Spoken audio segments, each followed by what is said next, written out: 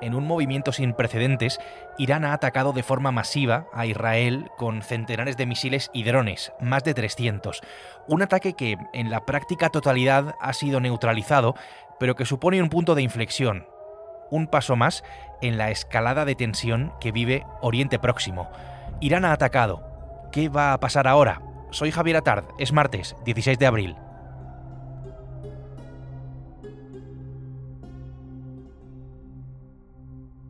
El Mundo al Día, un podcast del Mundo.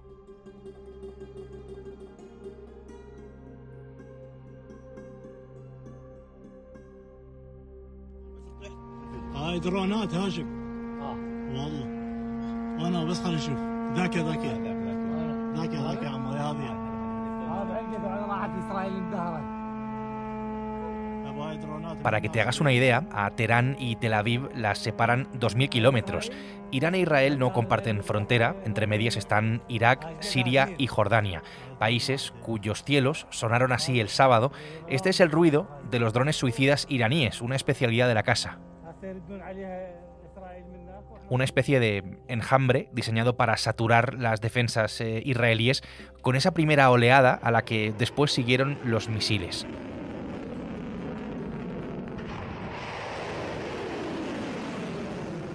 Lo cierto es que el ataque no pudo estar más anunciado, casi incluso diría telegrafiado, pero fue frenado al 99%, eso es lo que dice Israel, con eso sí una pequeña brecha de 7 impactos.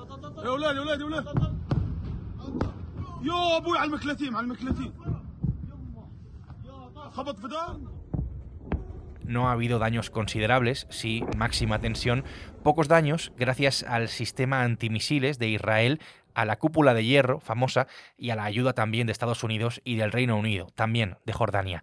Las claves de este ataque sin precedentes y de sus consecuencias, que es hacia donde todo el mundo está mirando ahora mismo, las tiene mi compañero Salem Ergi, que es el corresponsal del Mundo en Jerusalén.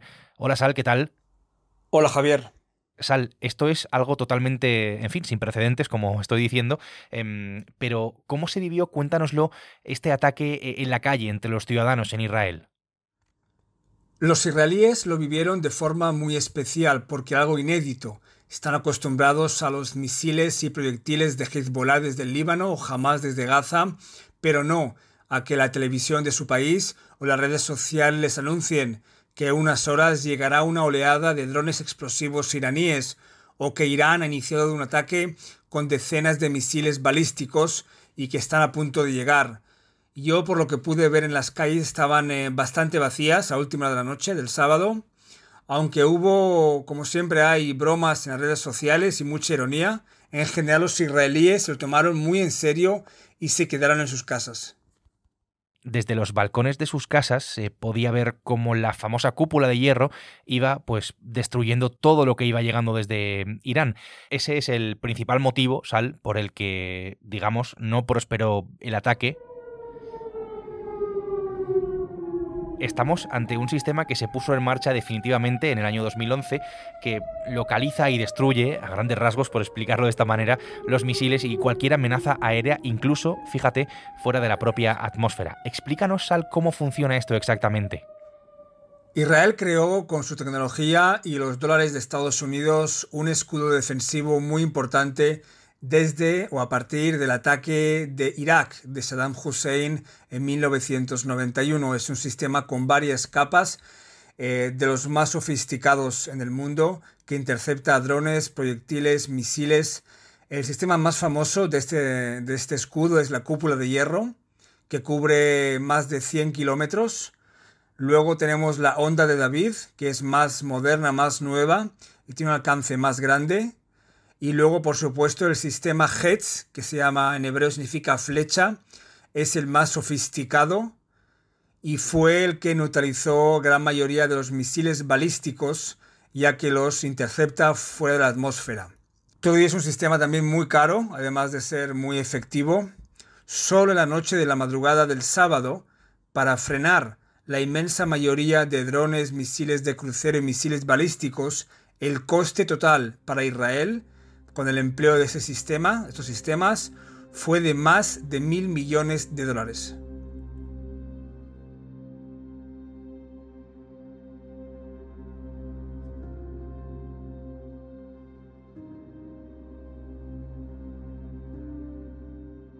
Hablemos del contexto, siempre es importante, teniendo en cuenta siempre, y en este caso el gran atentado terrorista de Hamás del pasado 7 de octubre contra Israel y la respuesta de Israel contra el grupo islamista y las consecuencias en la Franja de Gaza y para su población con miles de muertos.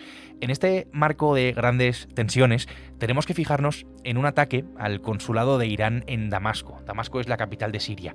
Hace un par de semanas se produjo. Desde ese momento, Teherán prometió represalias contra Israel, Sal. Irán afirma que su ataque del pasado sábado fue de hecho un acto de defensa, una reacción legítima al bombardeo del consulado en Damasco del pasado 1 de abril, en el que murieron, entre otros, 7 oficiales de la Guardia Revolucionaria, que es un ente paramilitar muy importante en el régimen iraní, y entre ellos el que era jefe de Al-Quds en Siria y Líbano, el general de brigada iraní Mohammad Reza Zahedi. Israel no confirmó ni desmintió el ataque y solo filtra que lo que fue atacado no era el consulado, sino que era un edificio utilizado por la Guardia Revolucionaria cerca de la embajada. Así que el motivo del ataque de Irán fue básicamente una anunciada represalia por el ataque israelí en Siria.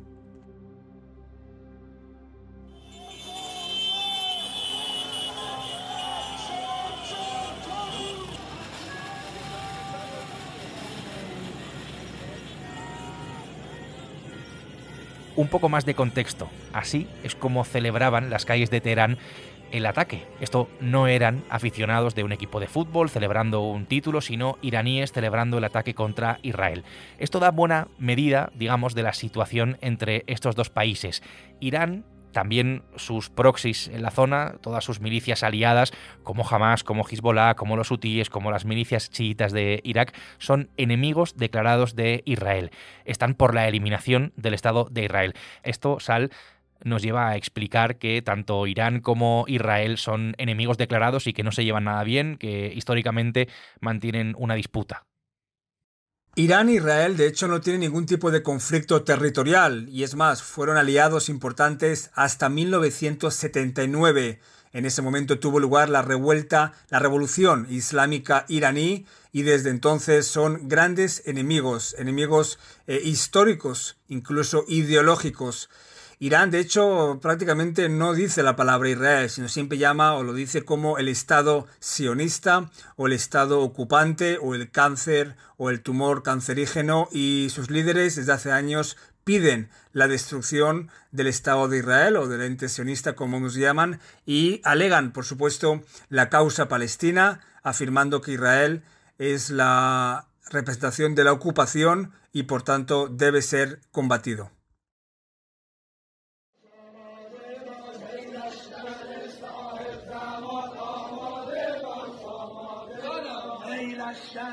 Los equilibrios en la zona son bastante complejos. Arabia Saudí, sin ir más lejos, es gran rival de Irán. Representan, digamos, dos facciones distintas del Islam. Desde la República Islámica de Irán han dado por concluido el ataque. Eso sí, dicen que no van a ignorar ningún otro ataque y que serán más duros. ¿Es Irán, Sal, una amenaza para Israel? Me refiero a militarmente. También sobrevuela siempre el asunto nuclear en este caso.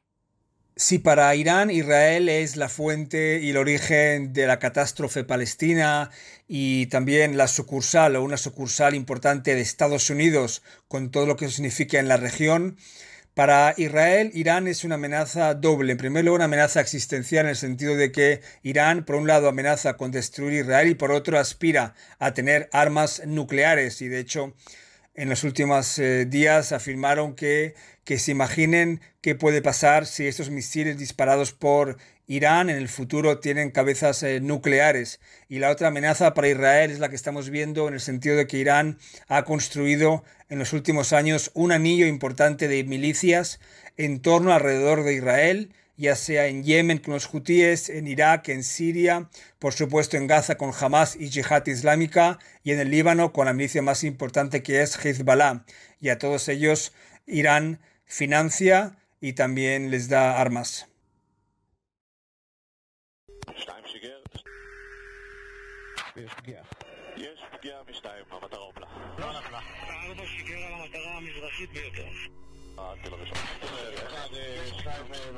Claro, si has llegado hasta aquí, te estarás preguntando por la cuestión más importante, en este caso, que es lo que todo el mundo quiere saber, qué va a pasar, ¿no? A partir de ahora, tras este ataque sin precedentes desde territorio de Irán.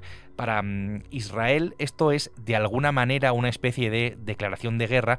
Por eso te pregunto a ti, Sal, ¿a dónde nos lleva esto, ¿no? Si es un punto de inflexión para Oriente Medio y si la respuesta de Israel es, digamos, inevitable.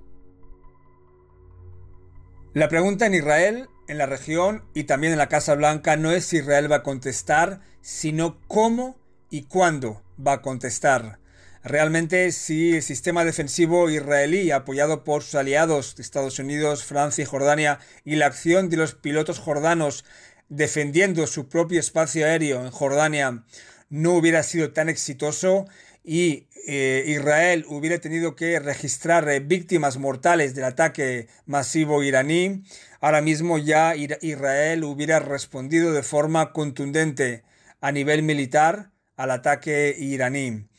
Israel atacará a Irán, seguramente cuando escuchen este podcast a lo mejor ya lo ha hecho, para también restablecer la capacidad de disuasión que fue golpeada seriamente el pasado sábado, porque Irán decidió, en represalia a la muerte de los suyos en Damasco, no solo atacar directamente al territorio israelí y no limitarse a hacerlo a través, como suele hacer, de las milicias, ya sea del Líbano, de Gaza, del Yemen, de Siria e Irak, sino hacerlo de forma directa y después con más de 100 misiles balísticos. Es una cifra realmente impensable incluso para la inteligencia israelí. Y por eso es prácticamente inevitable, como ha dicho Israel a Estados Unidos, que haga un tipo de respuesta que según Israel debe ser contundente, pero no lo suficiente como para provocar una guerra. Es decir, tal y como Irán dijo después del ataque en Damasco, que dijo que responderemos, pero no de tal forma que provoque una guerra. Ni Israel ni Irán ahora mismo quiere una guerra, pero nunca se sabe y no se puede prever lo que dirá la inercia de los misiles. Esto es, sencillamente, lo que está pasando. Estas son las claves ahora mismo de este conflicto entre Irán e Israel y todas las consecuencias que está teniendo y que puede tener para Oriente Próximo. Sal, gracias. Gracias a ti.